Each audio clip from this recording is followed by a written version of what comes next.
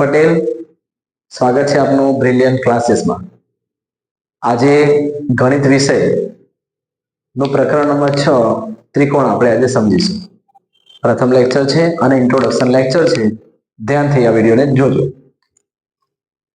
ત્રિકોણ એક ખૂબ જ અગત્યનું આ પ્રકરણ છે। પ્રમેય તેમજ કેટલીક ખાલી જગ્યાઓ, ખરા ખોટા, ટૂંકા એક માર્ક્સના પ્રશ્નો, વ્યાખ્યાઓ ઘણું બધું આમાંથી પૂછાઈ શકે છે। હવે આ ત્રિકોણને આપણે બેઝિક થી સમજીએ। આપણે એક આ ત્રિકોણ બનાવ્યો, આપણને ખ્યાલ છે કે ત્રિકોણ એટલે ત્રણ ખૂણા વાળી આકૃતિ, એટલે એને ત્રિકોણ કહેવાય। દાખલા તરીકે આપણે એક ત્રિકોણ બનાવ્યો જેનું નામ આપણે એ, બી અને સી આપ્યું। આપણને ઉપરના આકૃતિ પરથી ખ્યાલ આવે છે કે આ ત્રિકોણને ત્રણ ખૂણા છે, ખૂણો એ, ખૂણો બી અને ખૂણો સી।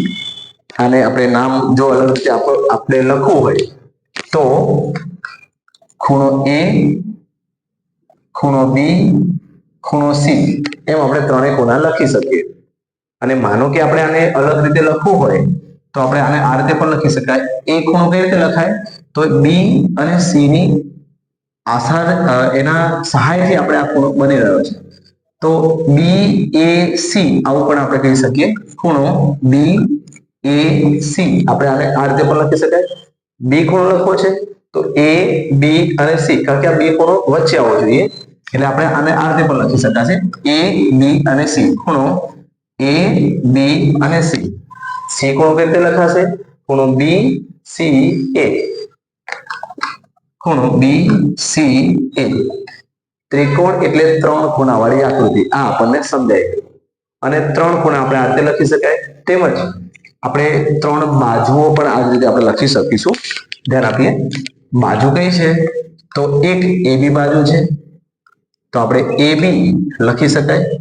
બીસી બાજુ છે તો આને આપણે બીસી લખી શકાશે। એસી બાજુ તો આપણે આને એસી બાજુ લખી શકાશે।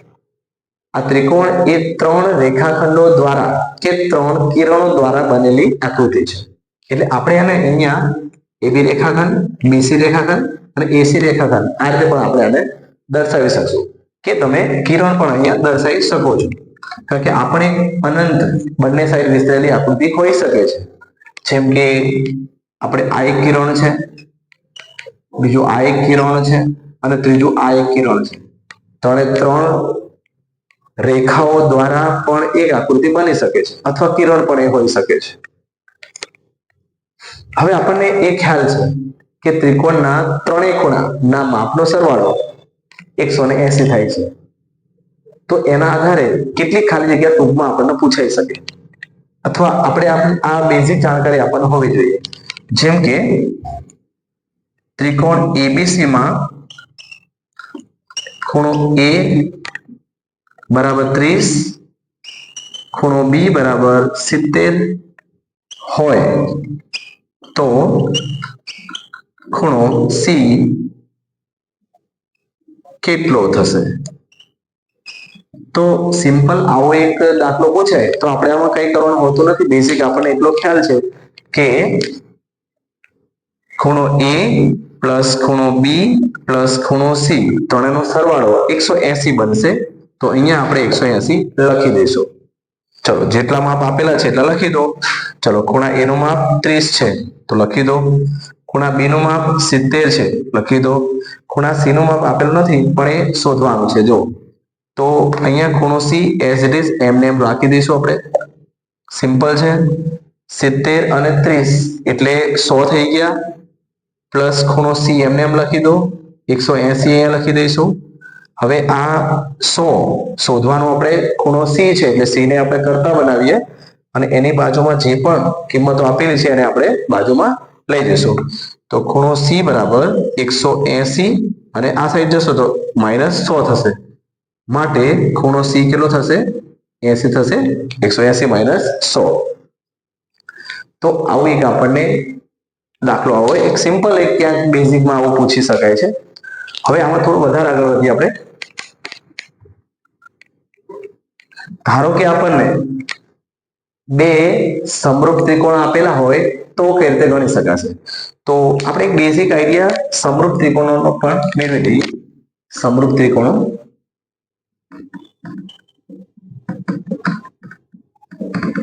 હવે આ ત્રિકોણો સમરૂપ ક્યારે હોય? તો સમજો બે ત્રિકોણો સમરૂપ ક્યારે હોય? માનો કે આપણને બે ત્રિકોણ અહીંયા આપેલા છે.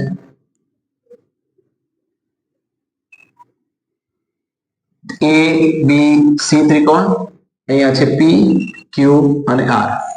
આ બે ત્રિકોણો સમરૂપ કઈ રીતે હોઈ શકે? કયા કયા નિયમોને આધારે? કયો બેઝિક આઈડિયા આની પાછળ રહેલો છે? તો યાદ રાખો, બે ત્રિકોણો સમરૂપ બનવા માટે બે શરતો ખૂબ અનિવાર્ય છે. એક ખૂણો અને બીજું છે બાજુ. આપણને ખ્યાલ છે ત્રિકોણમાં ખૂણો અને બાજુ, આના સિવાય બીજું કઈ હોય નહીં. ખૂણો હોય અને એક બાજુ હોય. આ બે ના આધારે આપણે આ ત્રિકોણને સમરૂપ છે કે નહીં તેમ આપણે કહી શકીએ. હવે ખૂણા કેવા હોવા જોઈએ? તો યાદ રાખો, બે ત્રિકોણો સમરૂપ હોવા માટે ખૂણા સમાન હોવા જોઈએ. કેવા હોવા જોઈએ? સમાન, જેને આપણે એકરૂપ પણ કહી શકશું. એટલે બે ખૂણા સમાન હોય અથવા એકરૂપ હોય, આ શરત જરૂરી છે. અને બાજુ કેવી હોય? તો બાજુ સમપ્રમાણમાં અથવા સરખી પણ હોઈ શકે. સમપ્રમાણમાં પણ હોઈ શકે અને સરખી પણ હોઈ શકે.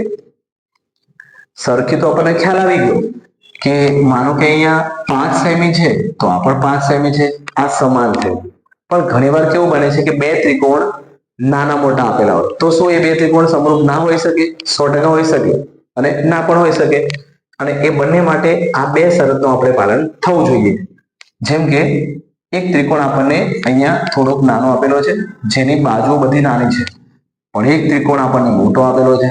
તો શું આ બંને ત્રિકોણ સમરૂપ હોઈ શકે? હા, હોઈ શકે, જો આ બે શરતોનું પાલન થતું હોય તો. કઈ રીતે? આવું જોઈએ. ધારો કે અહીંયા આ 30 અંશનો ખૂણો આપેલો છે, અહીંયા પણ 30 અંશનો ખૂણો આપેલો છે. તો યાદ રાખો, આનું નામ માનો કે P Q R. આ આપણે આપીએ છીએ X Y Z, કોઈ પણ નામ આપણે આવું આપી શકીએ. અહીંયા P અને X બંને ખૂણા સમાન છે, એકરૂપ છે, એટલે પહેલી શરતનું પાલન અહીંયા થાય છે. હવે 100% બાજુઓ સમાન નહીં હોય, કારણ કે આની બાજુ નાની છે, આની બાજુ મોટી છે, એટલે બંને બાજુ સમાન નથી. તો શું એકરૂપ હોઈ શકે? જોઈ લઈએ. અહીંયા PQ નું માનો કે આપણને 5 સેમી માપ આપેલું છે અને આ કદાચ વધારે છે, કદાચ 10 સેમી હોઈ શકે. તો અહીંયા 5 એનાથી આ ડબલ છે. ચલો બીજો ખૂણાની વાત કરીએ. Q આ આપણને 70 આપેલો છે, આ પણ 70 છે, એટલે કે આને સમરૂપ કહી શકાય એવો આ એક y ખૂણો પણ છે. એટલે આ 70 છે, આ પણ 70 છે, સમાન છે, એટલે 100 થઈ ગયા. અને આ માનો કે આપણને 80 આપેલો છે, આ પણ ખૂણો 80 આપેલો છે. એટલે ખૂણાઓ બધા જ સરખા છે. આપણે એવું કહી શકીએ કે ખૂણો P બરાબર ખૂણો X. P અને X બંને ખૂણા સમાન છે. બીજું, અહીંયા આપણે Q અને ખૂણો Y આ બંને સમાન છે, કહી શકીએ આપણે. R ને સમરૂપ એક ખૂણો Z છે, તો ખૂણો R ઇક્વલ ટુ ખૂણો Z, આ બંને અહીંયા સરખા છે. એટલે અહીંયા આપણે આવું લખી શકીએ કે P અને X બંને સમરૂપ છે, સમાન છે, એકરૂપ છે. તો આપણે આવું કહી શકીએ કે P સંગતતા X, કારણ કે P ને સંગત ખૂણો X છે, એટલે P સંગત X કહી શકીએ. અહીંયા Q સંગત Y ખૂણો કહી શકીએ. અહીંયા R સંગત આપણે Z ખૂણો કહી શકીએ, કારણ કે એકબીજાને સંગત ખૂણા સમાન છે. હવે આટલું આપણને ખ્યાલ આવી ગયો. તો હવે બાજુની વાત કરીએ. અહીંયા 5 છે, આ 10 છે, તો આ 100% સમપ્રમાણમાં કહેવાય. આનાથી કોઈ રિલેશન છે, જો આનાથી આ ડબલ છે, તો એ જ નિયમ, એ જ રિલેશન અહીંયા પણ હોવું જોઈએ, તો જ એને સમપ્રમાણમાં કહેવાય. માનો કે અહીંયા હું કહું છું કે આ 3 સેમી છે, તો અહીંયાથી આના કરતા ડબલ છે, તો આ પણ અહીંયા ડબલ જ હોવું જોઈએ. આ કંઈક અલગ રિલેશન હોય તો આ સમરૂપ છે નહીં, અને સમરૂપ ના હોય, સમપ્રમાણમાં ના હોય તો આ બંને સમરૂપ ત્રિકોણો ના કહેવાય. સમરૂપ બનવા માટેની આ બે શરતોમાં બંને શરતોનું પાલન થવું જોઈએ. ખૂણો તો અહીંયા સમાન છે, પણ બાજુઓ જો 5 તો અહીંયા 10 છે, 3, તો સમરૂપ બનવા માટે અહીંયા 6 સેમી હોવું જોઈએ.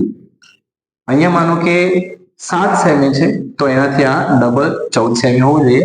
અહીંયા બાજુઓ પણ સમપ્રમાણમાં બની. દેખો કેવી રીતે, તો આના કરતા આ ડબલ છે અને આના કરતા અડધી બાજુ છે, એટલે બાજુઓ પણ સમપ્રમાણમાં છે. અને એમ હોવાના કારણે આપણે આ બંને ત્રિકોણ કેવા બને છે? સમરૂપ બને છે. આને આપણે કઈ રીતે લખી શકીશું? તો 100% આપણે આ રીતે લખી શકીએ કે AB બરાબર, સોરી AB અહીંયાથી PQ છે, તો PQ equal to XY, same આપણે આ રીતે કહી શકશું. અહીંયા આપણે એમ પણ કહી શકીએ કે QR equal to YZ, same એ રીતે PR ઇક્વલ ટુ TZ આપણે આ રીતે કહી શકીએ. અને આપણે આને સંગતતા આ રીતે પણ આપણે દર્શાવી શકીએ. કઈ રીતે? તો PQ સંગત છે XY, QR સંગત છે YZ, PR સંગત છે TZ. હવે આપણને એવું કીધું હોય પરીક્ષામાં કે એક ખૂણો P ખૂણાનું માપ 30 છે, Q નું માપ 70 છે, અને આપણને ડાયરેક્ટ એમ કીધું હોય કે Z નું માપ શોધો. હવે પ્રશ્ન એવો ના થવો જોઈએ કે અહીંયા 2 આપેલા છે અને અહીંયા આ ખૂણો R આપેલો જ નથી અને આમાં તો એક પણ નું માપ આપેલું નથી, તેમ છતાં આપણને Z નું માપ પૂછ્યું છે. તો સ્વાભાવિક છે કે P ના માપ સરખું જ અહીંયા X હશે, Q ના માપના સંગત આ Y ખૂણો પણ 70 હશે, અને આનું ટોટલ જો કરી અને 70 ને 30 એટલે 100, ટોટલ 180 હોય એટલે આ 80 થશે.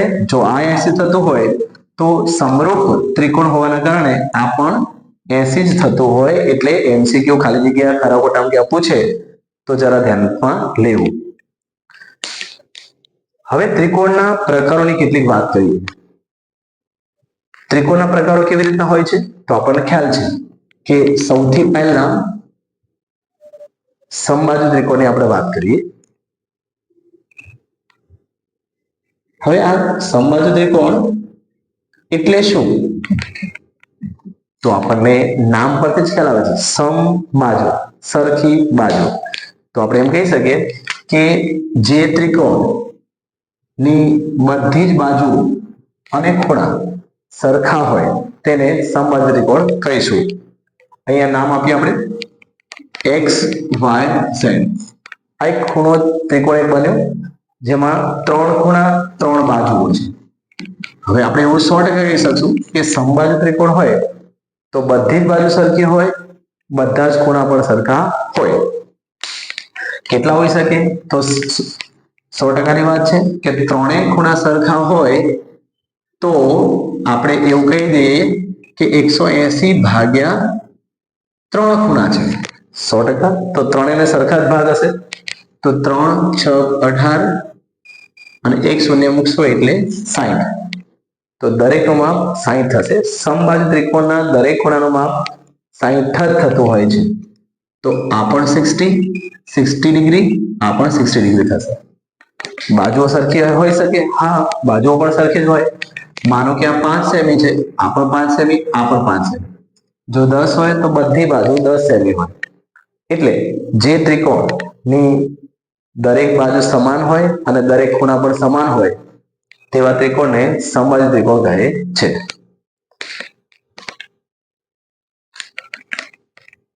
બીજો પ્રકાર આપણે જોઈ લઈએ, એ છે સમદ્વિબાજુ ત્રિકોણ. શું કહેવાય એને? સમદ્વિબાજુ ત્રિકોણ. હવે સ્વાભાવિક રીતે સમ દ્વિબાજુ, સમ એટલે સરખું, દ્વિ એટલે બે, જે ત્રિકોણની કોઈ પણ બે બાજુ બે ખૂણા સમાન હોય તેને સમ દ્વિબાજુ ત્રિકોણ કહે છે. Very simple, very important. માનો કે આપણને આ એક ત્રિકોણ આપેલો છે જેનું નામ આપણે આપી દઈએ એ બી સી. હવે આ ત્રિકોણમાં આપણને ખ્યાલ છે કે કોઈ પણ બે બાજુ સરખી હશે એટલે બે ખૂણા પણ સરખા હશે. ચલો ધ્યાન આપીએ આપણે. માનો કે આ માપ આપણને 10 એમ આપેલું છે, આ આપણને 10 આપેલું છે અને આ માનો કે આપણે 15 આપેલું છે.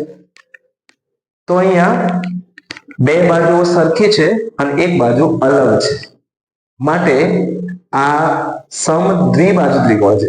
બે ત્રિકોણ મતલબ બે બાજુઓ સરખી છે એટલે આને આપણે સમ દ્વિબાજુ કહીશું.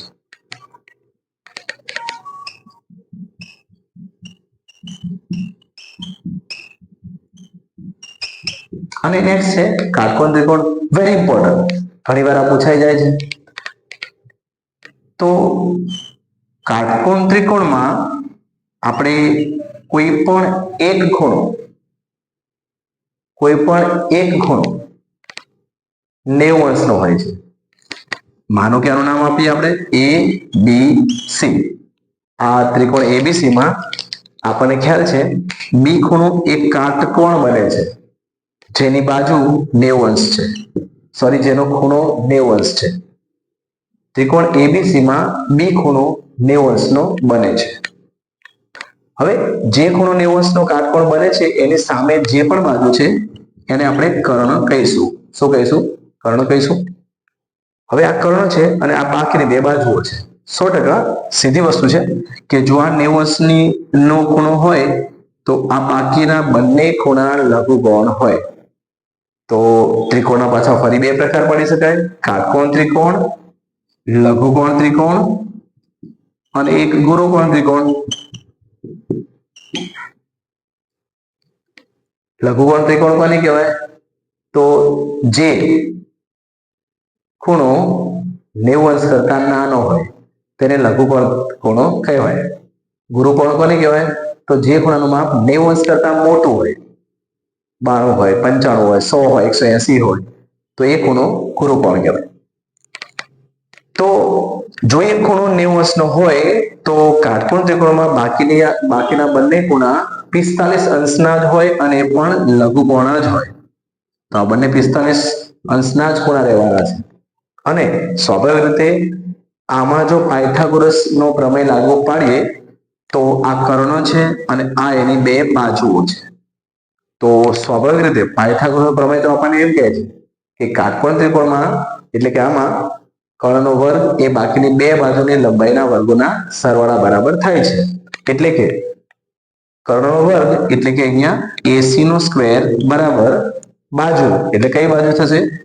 AB એનો સ્ક્વેર કરો અને બીજી બાજુ BC છે તો BC નો પણ સ્ક્વેર કરો, બંનેનો સરવાળો કરો એના બરાબર થાય છે. એટલે AC નો વર્ગ બરાબર AB નો સ્ક્વેર પ્લસ BC નો વર્ગ. અહીંયા કર્ણનો વર્ગ એ બાકીની બે બાજુની લંબાઈના વર્ગના સરવાળા બરાબર થયો છે. એટલે આ પ્રમાણે આના કેટલાક દાખલાઓ પણ સિમ્પલ, વેરી સિમ્પલ પૂછાતા હોય છે. તો આ થયું એક basic introduction about the triangle. ત્રિકોણ વિશેની એક ટૂંકી માહિતી આપવાનો અહીંયા પ્રયત્ન આપણે કર્યો છે. આનાથી થોડા વિસ્તૃત અને ચેપ્ટર તરફ પ્રયાણ કરીશું બીજા અધ્યાયની અંદર. આશા છે આપ સૌ એ વિડીયો પણ જોશો. મારા દરેક વિડીયો ધ્યાનથી જોજો જેથી તમને બેઝિક ગણિતના દરેક ચેપ્ટર વિશેની માહિતી ટૂંકમાં મળી રહે. આપ સૌએ સરસ વિડીયો પૂરો જોયો એ બદલ આપ સૌનો ખૂબ ખૂબ આભાર. Thank you very much. Have a nice day.